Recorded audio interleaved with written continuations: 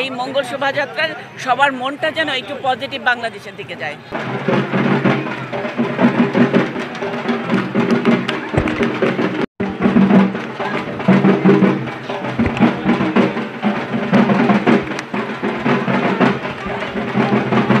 প্রতি বছরেরই শোভাযাত্রা আনন্দমুখর, এবার হলো ঈদ একসাথে পড়ে গেছে।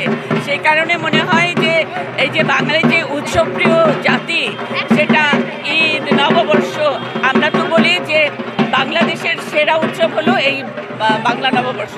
তারপরে যদি বলি যে বাঙালি মুসলমানের সবচেয়ে বড় উৎসব হলো রোজার ঈদ।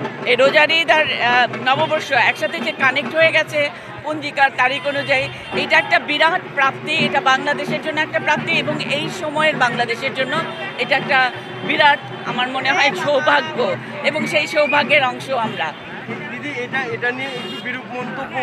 আমি একদমই বিরূপ মন্তব্য কখন থাকে না বলেন তো? সব সময় থাকে। আমি 1400 সালের আমার ছবি দেখাতে পারবো, বাংলা 1400 সালের ছবি। আমরা পুরা মাথায় টোপর পরে টরে আমরা এই র্যালি করছি। সেদিনও যেরকম হেডলাইন আমরা লিখেছি, আমি সাংবাদিক হিসেবে অংশ নিয়েছি। আজকে 1431-এও আমরা একই সময় নানান বিরূপ থাকে। বিরূপ আমরা লিখি না, বিরূপ আমরা বলি না, বিরূপ আমরা আসতে দেই না। এই জন্যে মঙ্গল শোভাযাত্রা, এই মঙ্গল শোভাযাত্রার সবার মনটা যেন একটু পজিটিভ বাংলাদেশের দিকে যায়। গর্বিত বাঙালি আমরা, এবং বাংলা নববর্ষ আমাদের শ্রেষ্ঠ একটি উৎসব, ইউনেস্কোর স্বীকৃতি পাওয়া একটা উৎসব।